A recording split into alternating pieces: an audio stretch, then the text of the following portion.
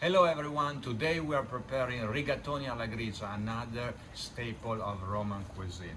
So to do this dish you need obviously rigatoni of a great quality, Romano cheese which I recommend grating really thin for better melting, guanciale which I already sliced julienne, a touch of extra virgin olive oil and black pepper coarse. So we're gonna start right away with just like a cold skillet, a touch of olive oil and guanciale, and we're gonna start rendering it slowly, medium low heat, and then at the same time we're gonna start cooking the pasta. So the water is lightly seasoned because the Romano cheese is very tasty.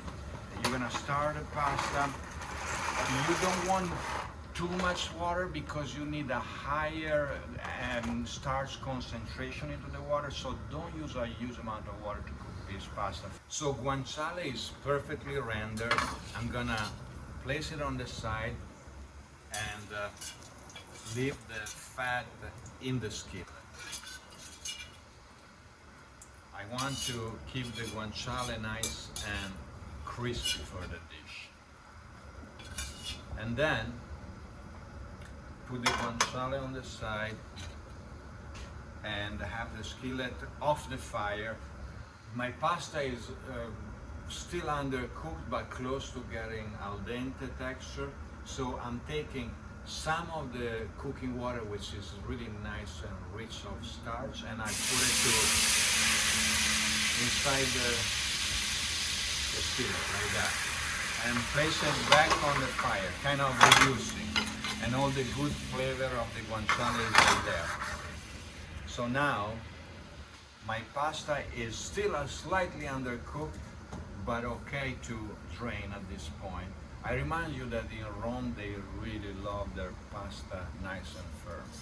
So add it to the skillet, and we finish it in the skillet with its own cooking water and rendering of the guanciale. So my pasta is of perfect texture. So I'm turning off the heat. I'm adding black pepper in good amount, and then part of the crispy guanciale, but not whole. I'm gonna keep some for garnishing the dish.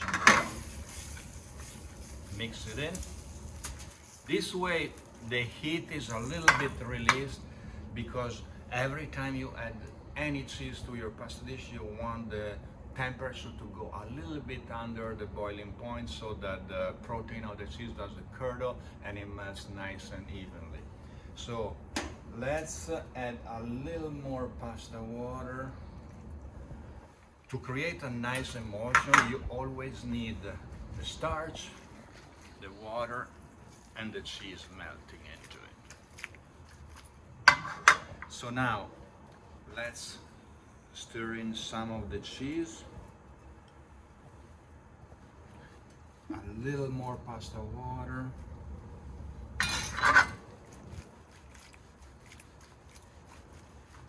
and see how nicely it melts into the dish. I'm gonna do a little more cheese and a little more, a touch of pasta water, not a lot at this point.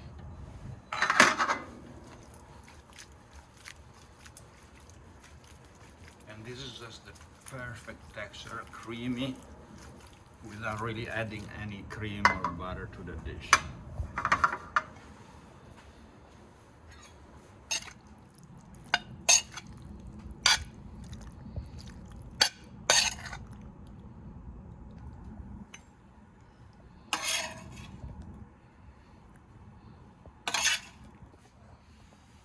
Good amount of black pepper over the top, crispy guanciale,